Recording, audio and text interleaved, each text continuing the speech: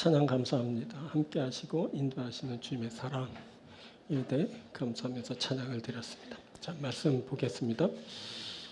말씀은 룻기 2장 1절부터 7절까지입니다. 룻기 2장 1절부터 7절 말씀입니다. 나오미의 남편 엘리멜렉의 친족으로 유력한 자가 있으니 그의 이름은 보아스더라. 모압 여인 룻이 나오미에게 이르되 원하건대 내가 밭으로 가서 내가 누구에게 은혜를 입으면 그를 따라서 이삭을 줍겠나이다 하니 나오미가 그에게 이르되 내 따라 갈지어다 하매 룻이 가서 베는 자를 따라 밭에서 이삭을 줍는데 우연히 엘리멜렉의 친족 보아스에게 속한 밭에 이르렀더라. 마침 보아스가 베들레헴에서부터 와서 베는 자들에게 이르되 여호와께서 너희와 함께 하시기를 원하노라 하니 그들이 대답하되 여호와께서 당신에게 복 주시기를 원하나이다 하니라. 보아스가 베는 자들을 거느린 사환에게 이르되 이는 누구의 소녀냐 하니 베는 자를 거느린 사환이 대답하여 이르되 이는 나오미와 함께 모압 지방에서 돌아온 모압 소녀인데 그의 말이 나로 베는 자를 따라 단 사이에서 이삭을 줍게 하소서 하였고 아침부터 와서는 잠시 집에서 쉰 후에 지금까지 계속하는 중이니이다. 아멘. 자, 오늘은 봉독해드린 룻기 2장 1절부터 7절을 본문으로 보아스에게 속한 밭에 이르렀더라 라는 제목으로 함께 말씀 나누도록 하겠습니다. 본문 3절은 룻이 보아스의 밭에 이르렀음을 말합니다. 룻이 보아스에게 속한 밭에 이르렀더라. 자, 이것은 룻이 은혜 받을 자리에 가까이 근접하였다라는 것을 의미합니다. 그리고 그곳에 이르렀다라는 것은 그곳에 있게 될 역사를 예고합니다. 자, 모든 역사는 만나면서 이루어집니다. 그 역사를 만나기 위해 그 역사적인 자리로 나아가는 겁니다. 나오미가 하나님의 인도하심으로 유다 베들레헴으로 돌아오게 되었습니다. 전능자 하나님이 비어 돌아온 나오미를 채워주실 것입니다. 또 치료자 하나님이 괴로운 삶을 기쁨으로 바꿔 주실 것입니다. 이것은 모두 하나님을 만나면서 이루어지는 일입니다. 하나님의 모든 역사는 만남을 통해 이루어집니다. 이제 룻이 그 역사적인 만남을 위해 은혜의 밭으로 나아가고 있습니다. 자, 그곳에 이르기 위해서는 어떻게 해야 하고 또 그곳에 이를 때 어떤 일이 일어나는 걸까요? 오늘은 이것을 함께 살펴보려고 합니다.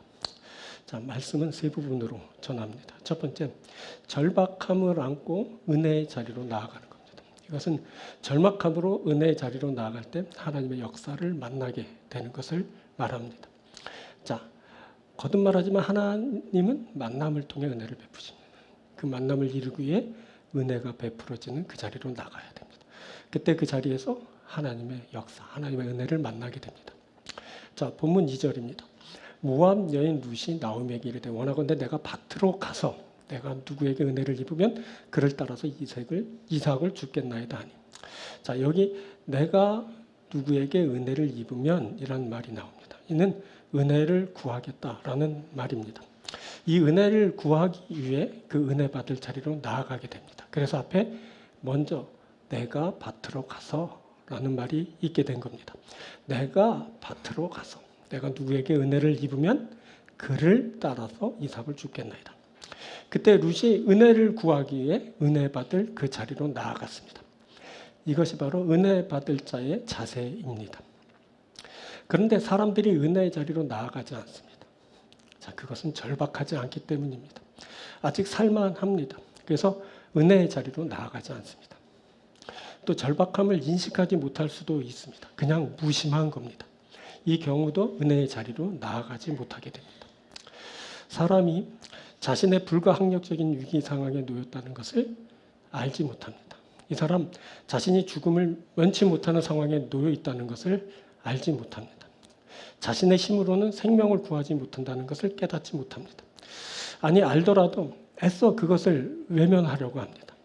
이 사람 인식하면서도 자신의 절박함을 무시하곤 합니다.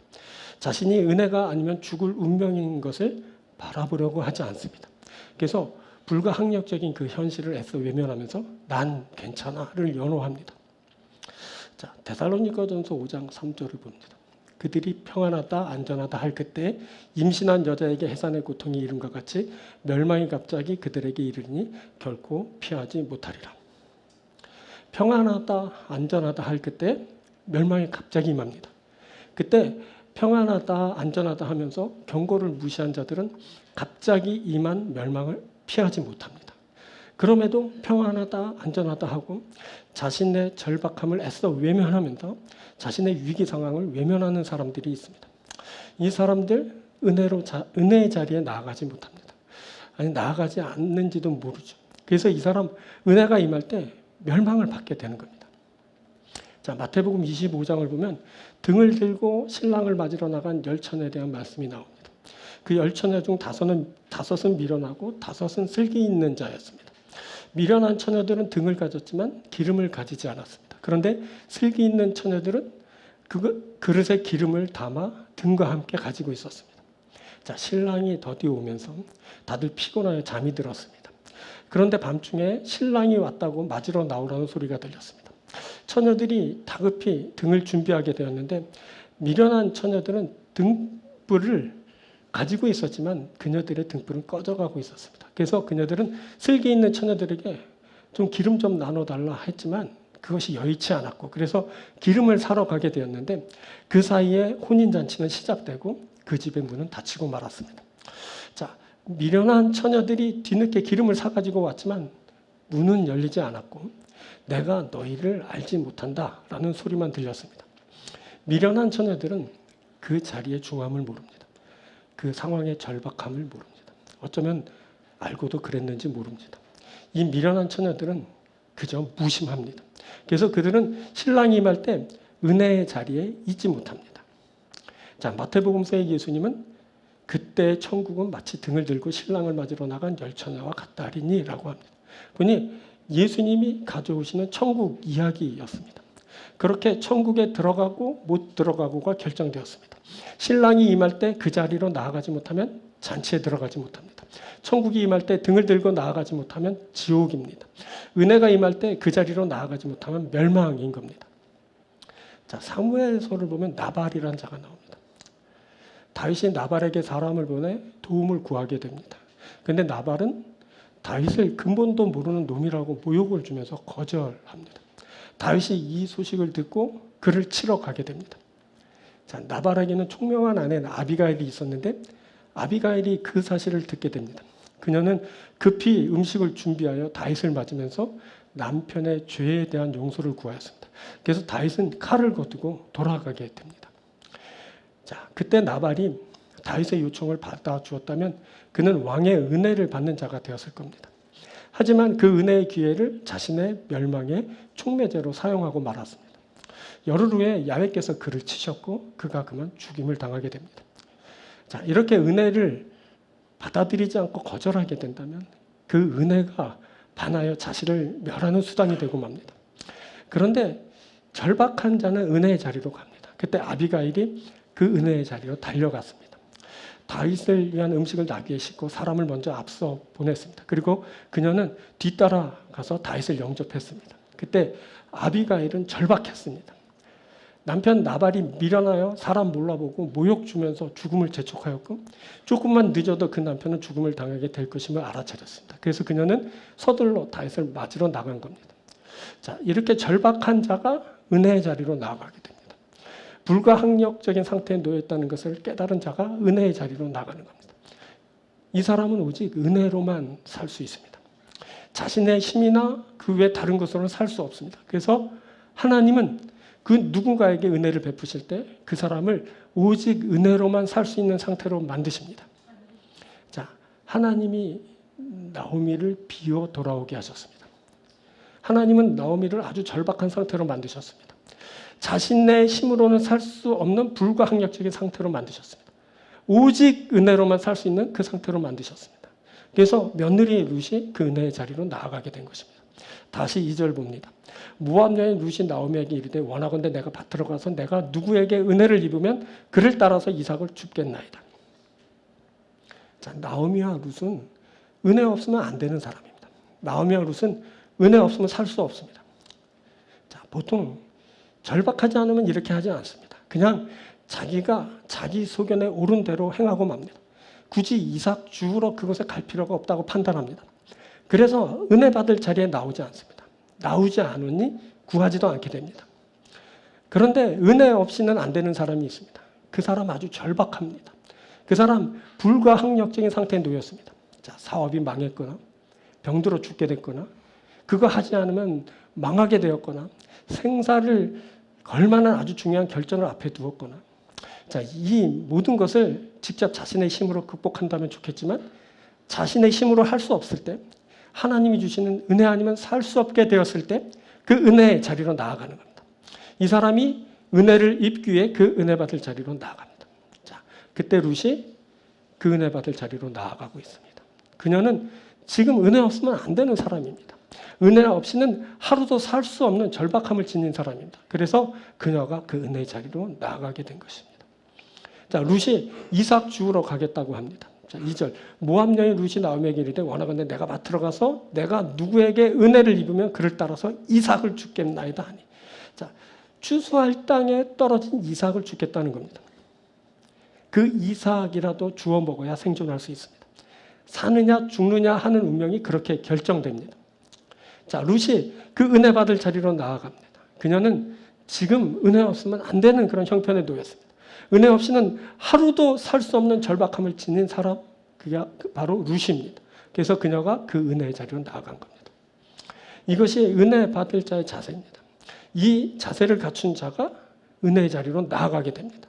그래서 그녀가 은혜를 만나게 됩니다. 룻이 보아스를 만나게 됩니다. 그리고 그렇게 만나게 된 보아스를 통해 은혜가 룻에게 임하게 됩니다. 자, 다시 또 말합니다. 은혜는 만남을 통해 옵니다. 그 만남을 위해 은혜를 사모하는 자가 은혜의 자리로 나아가게 됩니다. 그 은혜의 자리로 나아가는 자가 은혜를 만나게 됩니다. 자, 이것이 우리에게 필요합니다. 우리가 우리의 절박함을 깨닫고 그 은혜의 자리로 나아가는 겁니다. 그것은 그렇게 나아간 그 자리에서 은혜를 만나게 하기 때문입니다. 우리가 은혜 받을 자입니다. 여러분, 우리가 절박합니다. 우리가 그래서 그 절박함을 안고 은혜의 자리로 나아갑니다. 우리가 은혜를 만날 겁니다. 우리가 그 은혜 만나 받고 누리며 살아가게 될 겁니다. 사랑하는 여러분, 절박함으로 은혜의 자리로 나아가서 은혜를 만나고 누리시는 여러분들 되게 주의 이름으로 축원드립니다. 자, 두 번째, 섭리에 의한 만남입니다. 이것은 섭리를 따라 하나님의 은혜를 만나게 되는 것을 말합니다. 은혜의 자리 그곳으로 가는 것은 하나님의 섭리에 의한 겁니다. 은혜의 자리로 가는 것은 사람의 계획이나 뜻에 의한 것이 아닙니다. 하나님의 섭리에 의해 은혜의 자리로 가게 됩니다. 그래서 은혜를 만나는 것이 하나님의 섭리입니다. 하나님의 섭리에 의해 은혜를 만나게 되는 것입니다. 자, 룻이 이삭을 주기 위해 밭에 이르게 됩니다. 3절. 룻이 가서 베는 자를 따라 밭에서 이삭을 줍는데 우연히 엘리멜렉이 친족 보아스에게 속한 밭에 이르렀더라. 자, 룻이 이른 그 밭은 나오미의 남편 엘리멜렉의 친족 보아스에게 속한 밭이었습니다. 그때 룻이 그 보아스의 밭에 이르게 됩니다. 그런데 그 밭에 이른 것을 우연히라고 말합니다. 그때 룻이 우연히 보아스의 밭에 이르렀습니다. 그런데 그곳에 보아스가 오게 됩니다. 마침 보아스가 베들레헴으로부터 와서. 자, 말씀은 보라, 보아스가 베들레헴으로부터 왔다 하고 보아스의 등장을 알립니다. 자, 룻이 이삭을 줍는 그 밭에 보아스가 온 것입니다. 여기 보아스가 추수하는 그 자리에 왔을 때 마침이라고 번역된 힌내라는 단어는 주의를 환기시킬 때 쓰는 보라라는 감탄사입니다. 그래서 이 말은 보라, 보아스가 베들레헴으로부터 왔다라는 보아스의 등장을 알리는 말입니다. 그때 룻이 우연히 이르게 된 그 밭에 마침 보아스가 존재감을 드러내면서 그렇게 등장하였습니다. 그런데 보아스가 그곳에 온 곳이 이상합니다. 보통 밭의 주인은 추수의 때 밭에 오지 않습니다. 보통 주인은 추수가 끝난 뒤 오거나 아예 안 오거나 그럽니다. 대리인에게 맡겨서 추수를 진행하고 그 결과만 보고받는 겁니다. 그런데 보아스가 추수의 때 그 밭에 등장했습니다. 이상한 일이 일어나고 있는 겁니다. 그리고 룻이 보아스의 밭으로 간 것도 이상합니다. 수많은 밭이 있었을 텐데 왜 하필 보아스의 밭이었을까요? 자, 여기서 우리가 주의 깊게 보는 말이 있게 되는데 그것은 바로 우연이라는 미크레라는 부사입니다. 자, 이 미크레라는 부사는 돌발적인 일, 뜻하지 않게 일어난 일을 말할 때 쓰인 말입니다. 룻이 보아스의 밭에 이른 것은 미크레, 즉 뜻하지 않게 우연히 일어난 일입니다. 그리고 보아스가 추수의 때 밭에 등장하였을 때 마침 그곳에 그렇게 그가 등장하였습니다. 마침 보아스가 베들레헴으로부터 와서. 자, 이것은 그 만남이 사람의 계획에 의한 것이 아니라는 것을 말해줍니다. 우연히 갔는데 마침 그곳에 오게 돼서 만나게 된 것입니다. 룻이 우연히 엘리멜렉의 친족 보아스에게 속한 밭에 이르렀더라. 마침 보아스가 베들레헴으로부터 와서 베는 자들에게 이르되. 룻이 그때 우연히 그 밭에 갔습니다. 그리고 그곳에 보아스가 때마침 등장하였습니다. 이 둘이 그렇게 만나게 되었습니다. 자, 이 둘의 만남은 기획된 만남이 아닙니다. 은혜로 이루어진 만남이었습니다. 하나님의 계획, 즉 하나님의 섭리에 의한 만남입니다. 자, 그때 막 시어머니 나오미와 룻이 막 치밀하게 막 작전을 짜고 계획 세워서 야, 보아스의 밭이다. 거기로 가자. 그렇게 해서 정략적으로 그곳으로 들어간 것이 아닙니다. 룻이 우연히 갔습니다. 룻이 우연히 갔는데 마침 보아스가 그곳에 오게 돼서 만나게 된 겁니다. 자, 이것은 사람에 의한 것이 아니라 그곳에 하나님의 뜻이 있었다는 것을 말해주는 겁니다. 그곳에 하나님의 섭리가 있었습니다. 자, 쉽게 말하면 하나님이 만나게 해주신 겁니다. 하나님이 은혜를 주시면 만나게 됩니다. 하나님이 은혜를 주셔서 살 길을 얻게 됩니다. 자, 에베소서 3장을 보면 너희를 위한 하나님의 은혜의 경륜이 있다고 합니다. 볼까요? 3장 2절. 너희를 위해 내게 주신 하나님의 그 은혜의 경륜을 너희가 들었을 터이라. 자, 그 은혜의 경륜이라는 말은 이 경륜은 오이코노미아라는 단어로 관리, 경영을 뜻하는 말입니다. 자, 그때 은혜의 경륜, 은혜의 구원 계획, 다시 말해 은혜의 경영, 뭐 이런 것들이 있었던 겁니다. 하나님의 구원 계획이 그곳에 있었습니다. 그것은 뭐냐면 이방인이 복음으로 말미암아 상속자가 되고 지체가 되고 함께 약속에 참여하는 자가 되는 겁니다. 자, 6절 보면 이는 이방인이 복음으로 말미암아 그리스도 예수 안에서 함께 상속자가 되고 함께 지체가 되고 함께 약속에 참여하는 자가 됩니다. 그래서 환난을 당하지만 낙심하지 않습니다. 오히려 환난은 영광이 될 것이기 때문입니다. 자, 13절. 그러므로 너희에게 구하노니 너희를 위한 나의 여러 환난에 대해 낙심하지 말라. 이는 너희의 영광이니라. 여러분, 하나님의 구원 계획이 있습니다. 그곳에 하나님의 섭리가 있습니다. 그래서 그곳에 상속자가 됩니다. 그래서 그곳에서 함께 지체가 됩니다. 그래서 그곳에 약속에 참여하는 일이 있게 됩니다. 그곳에 구원이 있습니다. 생명이 있습니다. 그곳엔 회복이 있습니다. 그곳에는 다시 사는 일이 있게 됩니다. 그렇게 살아나는 겁니다. 그렇게 망했던 자가 일어서는 겁니다. 그곳에 은혜 있습니다. 그 밭은 바로 은혜의 밭입니다. 그 밭에 사람 살리는 은혜가 있습니다. 하나님이 그곳에 생명을 준비하셨습니다. 하나님이 그곳에 생명을 구하는 일을 예비하셨습니다. 그때 그 밭에서 얻은 그 양식으로 나오미와 룻이 살았습니다. 그렇게 나오미의 가정이 그의 죽었던 가문이 살기 시작했습니다. 그리고 이들의 후손 다윗이 망하고 있던 이스라엘 나라를 구하였습니다. 그렇게 죽어가던 나라 이스라엘이 다시 살게 되었습니다. 그리고 이들의 계보를 따라 예수 그리스도께서 나셨습니다. 인류가 그렇게 구원과 생명을 얻게 되었습니다. 여러분, 구원이 그 밭에서부터 시작되었습니다. 생명을 구하는 일이 그곳에 있었습니다. 그 밭에는 은혜가 흐릅니다. 자, 레위기 19장을 보면 곡식을 거둘 때 다 거두지 말고 떨어진 이삭을 줍지 말고 포도원의 열매를 다 따지 말고 떨어진 열매를 줍지 말라고 합니다. 그것은 가난한 자와 거류민을 위한 것이라고 하면서 하나님 야훼의 말씀이라고 합니다. 자, 이것이 바로 하나님의 뜻입니다. 이것이 하나님의 섭리입니다. 이 섭리가 흐르는 곳이 바로 하나님의 은혜의 밭입니다. 이 섭리가 이루어지는 곳이 하나님의 나라입니다.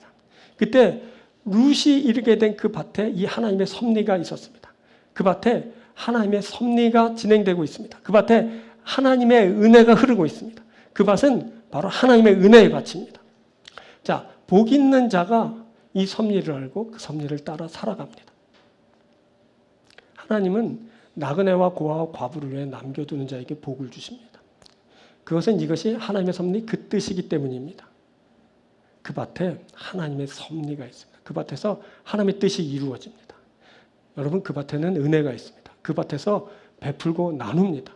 그것에 축복이 있고 막 여유가 있습니다. 이것이 바로 하나님의 은혜입니다. 모든 것이 다 섭리입니다. 모압에서 다 잃게 된 것도, 모압에서 돌아오게 된 것도, 또 지금 보아스의 밭으로 가게 된 것도, 그를 만나게 된 것도 다 하나님의 섭리입니다. 여러분, 그 섭리가 그때 나오미에게, 룻에게, 보아스에게 있었습니다. 이 섭리가 여러분 우리에게도 있습니다. 이 섭리가 우리에게 구원을 가져옵니다. 이 섭리가 우리에게 생명을 가져옵니다. 우리가 이 섭리를 따라 회복됩니다. 우리가 이 섭리를 따라 생명을 얻고 구원을 받게 됩니다. 바로 하나님의 섭리입니다. 우리가 그래서 섭리가 있는 그 밭으로 나아갑니다. 우리가 섭리에 의한 만남을 갖습니다. 섭리에 따른 회복을 이루고 섭리에 따른 구원과 생명을 얻게 될 겁니다. 하나님의 섭리를 따라 하나님의 은혜를 만나고 그래서 구원과 생명을 얻으며 하나님 앞에 큰 영광이 되는 여러분들이 되길 주의 이름으로 축원드립니다. 세 번째는 하나님의 마음으로 관심을 갖는 일이 있습니다. 이것은 하나님이 주시는 마음으로 바라보는 것을 말합니다. 자, 사랑과 긍휼의 시선으로 바라보는 이가 있습니다. 이 사람은 하나님의 마음으로 봅니다. 하나님이 그 마음을 주셔서 사랑과 긍휼로 보게 되는 겁니다. 자, 그곳에 바로 하나님의 관심이 있습니다. 하나님의 관심은 사랑과 긍휼로 보고 행하는 것을 통해 알게 됩니다. 자, 먼저 성경은 나오미를 언급합니다. 1절, 나오미의 남편 엘리멜렉이 친족으로 유력한 자가 있으니 그의 이름은 보아스라. 여기서 엘리멜렉과 보아스가 말해지지만 이는 나오미를 말하기 위함입니다. 그것을 우리는 다음 절 2절을 보면서 알게 됩니다. 모압 여인 룻이 나오미에게 이르되 원하건대 내가 밭으로 가서 내가 누구에게 은혜를 입으면 그를 따라서 이삭을 주겠나이다 하니 나오미가 그에게 이르되 내 따라 갈지어다. 자, 여기 2절에서 나오미가 조명됩니다. 자, 룻이 나오미에게 이릅니다. 나오미가 룻이 밭으로 가는 것을 허락합니다. 자, 이는 하나님의 관심이 나오미에게 있었다라는 것을 알리는 겁니다. 하나님이 나오미를 주목하셨습니다. 하나님이 나오미에게 관심이 있으십니다. 자, 하나님은 나오미와 함께 또 모압 여인 룻에게도 관심을 가지십니다. 룻이 나오미에게 이르면서 이 일이 시작됩니다. 그리고 룻이 움직이기 시작하면서 그 일이 본격적으로 진행됩니다. 자, 그리고 하나님은 보아스에게도 관심이 있으십니다. 나오미의 남편 엘리멜렉이 친족으로 유력한 자가 있으니 그의 이름은 보아스더라. 성경은 보아스를 그곳의 유력자로 소개합니다. 자, 보아스는 나오미의 남편 엘리멜렉의 친족입니다. 룻이 바로 그 보아스의 밭으로 인도됩니다. 룻이 가서 베는 자를 따라 밭에서 이삭을 줍는데 우연히 엘리멜렉의 친족 보아스에게 속한 밭에 이르렀더라. 그리고 보아스로 하여금 룻을 관심 있게 바라보게 하시죠. 보아스가 베는 자들을 거느린 사환에게 이르되 이는 누구의 소녀냐 하니. 자, 이러한 일들이 모두 중요하게 언급됩니다. 성경은 또 보아스라는 인물을 조명하면서 그에게 관심을 갖게 합니다. 하나님이 그에게 관심을 가지고 계십니다. 자, 이렇게 보니까 룻과 보아스가 만나게 되고 하나님의 관심을 두고 있는 세 사람 나오미, 룻, 보아스가 관계성 안에 들어서게 됩니다. 자, 룻이 이삭을 주기 위해 보아스의 밭에 이르렀습니다. 마침 그때 보아스가 자신의 밭에 이르게 됩니다.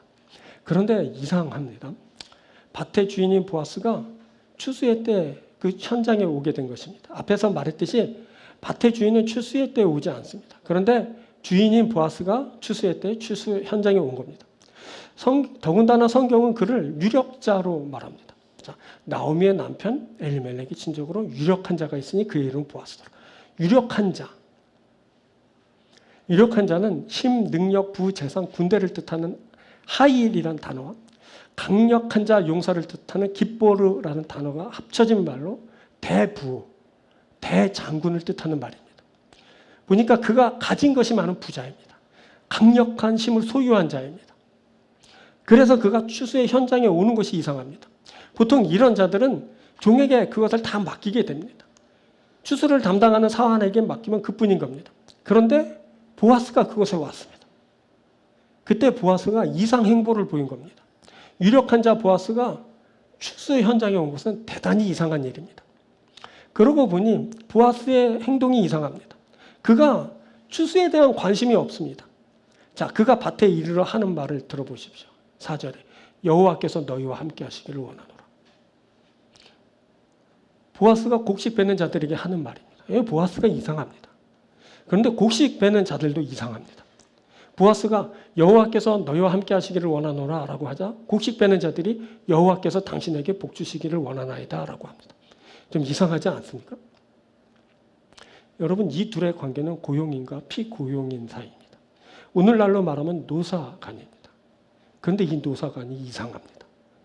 여러분, 이러한 노사 관계를 보신 적 있으십니까? 노사간에는 절대 이런 말 하지 않습니다. 이권과 관련해서 서로 눈치 보고 서로 자신의 이익을 챙기느라 급급한 관계입니다. 주인은 성과를 강조하면서 일을 재촉하고 고용된 자들은 주인의 눈치를 보는 것이 일반적인 모습인 겁니다. 그런데 이 사람들은 막 서로 축복하고 뭐 그러고 있습니다. 이상한 나라의 사람들입니다. 이상하지 않습니까? 그때 그곳에 있을 수 없는 일이 일어나고 있는 겁니다. 그런데 보아스의 말이 이상한 것은 추수를 하는 곳에 와서는 추수에 대한 것을 묻지도 않고 한 말이기 때문입니다. 그냥 인사치레로 한 말일까요? 아니, 그게 그때 그 당시에 관습이고 뭐 예의인 걸까요? 자, 그런데 더 이상한 것이 있습니다. 그것은 바로 보아스의 관심사입니다. 그가 추수의 현장에 와서 추수에 대해서는 일체 관심을 표하지 않습니다. 자, 그의 다음 말을 들어보십시오. 5절. 보아스가 베는 자들을 거느린 사환에게 이르되 이는 누구의 소녀냐 하니. 그가 이삭을 줍는 한 여인에게 관심이 있습니다. 그 넓은 밭에서 보아스 그의 눈에 들어온 것은 이삭을 줍는 한 소녀였습니다. 보아스가 룻에게 흑심 품은 걸까요? 그런데 그런 것이 아님을 후에 보아스가 룻에게 하는 말을 통해 알게 됩니다. 자, 3장 11절 보면 내가 현숙한 여자인 줄을 너희 성읍 백성이 나의 성읍 백성이 다 아느니라. 자, 보아스는 룻을 현숙한 여인으로 보았습니다. 이 현숙한이란 말은 마음이 어질고 정숙하다라는 뜻입니다. 보아스는 룻에게서 마음이 어질고 정숙한 여인의 모습을 보았습니다. 보아스가 그때 이상한 마음을 품고 룻을 바라본 것이 아닌 겁니다. 그때 보아스의 시선은 하나님의 관심사를 보여줍니다. 하나님이 룻을 주목하신 겁니다. 하나님이 보아스에게 그녀를 관심 있게 보게 하셨습니다. 자, 다시 5절 봅니다. 보아스가 베는 자들을 거느린 사환에게 이르되 이는 누구의 소녀냐 하니. 자, 어떻게 그 넓은 밭에서 유독 한 여인만을 주목할 수 있었을까요? 하나님이 룻을 주목하고 계십니다. 하나님이 보아스에게 룻을 주의 깊게 보게 하셨습니다. 그래서 그렇게 보아스의 눈에 이삭을 줍는 한 여인이 들어오게 된 것입니다. 그때 하나님이 룻을 주목하셨습니다. 그때 하나님이 다 잃고 먹을 것이 없어 남의 밭에 나와 떨어진 이삭을 줍는 한 여인을 주목하셨습니다. 그때 하나님이 이방 땅에까지 와서 절망적인 상황에서 눈물로 양식을 구하는 한 여인을 주목하신 겁니다. 그때 보아스의 시선이 머문 곳이 바로 하나님의 관심을 두고 바라보시는 곳이었습니다. 자, 보아스가 사환에게 묻습니다. 이는 누구의 소녀냐? 그러자 사환이 대답합니다. 이는 나오미와 함께 모압 지방에서 돌아온 모압 소녀입니다. 자, 이것이 사람들이 알고 있는 룻의 정체입니다.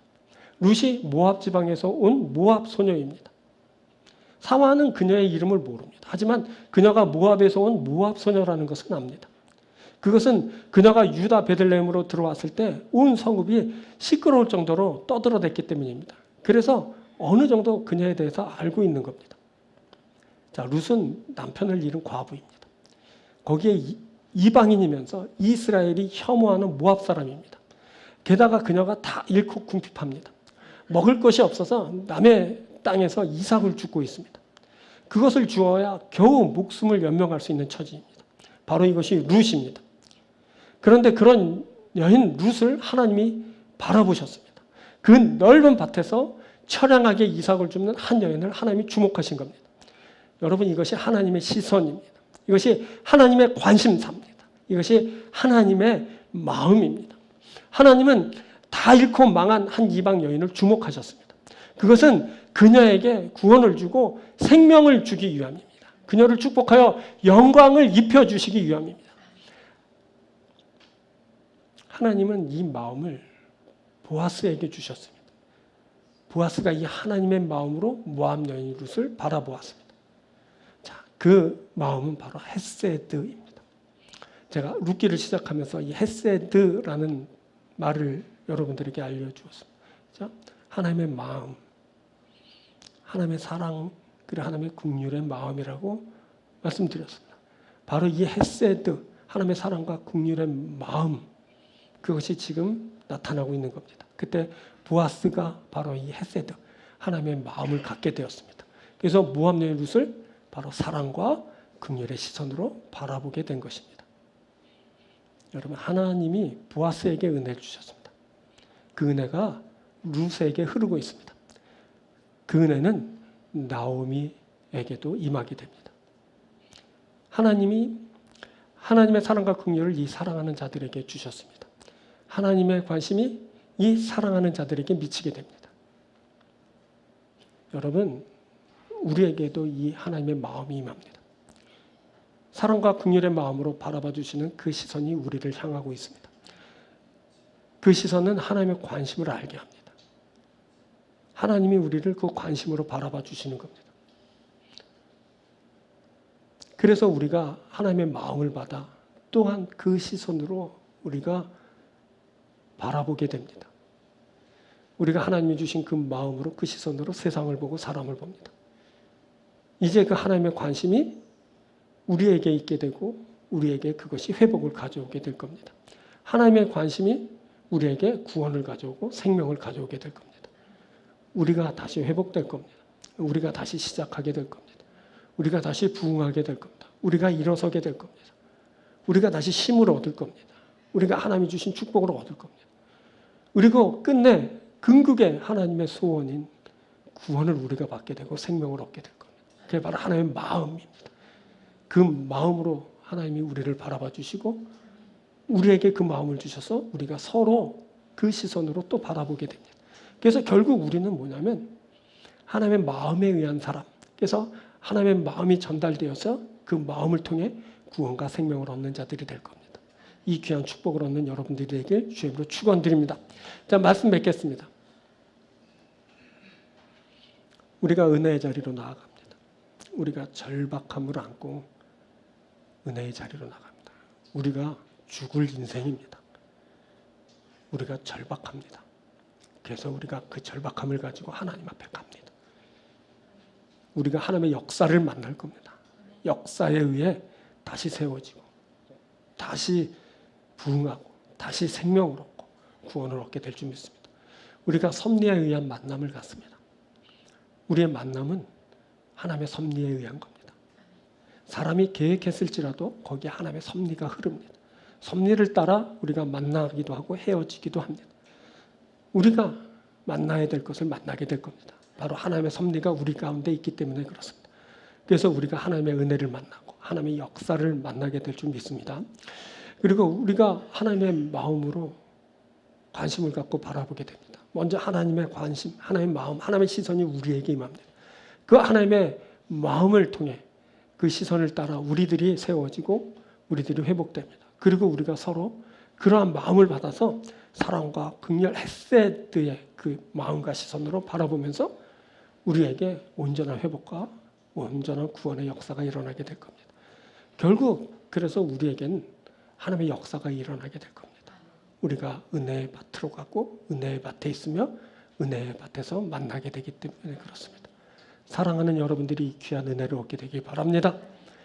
은혜를 받고 구원과 생명을 얻고 하나님 앞에 큰 영광을 드리는 여러분들이 되길 주의 이름으로 축원드립니다. 기도하겠습니다.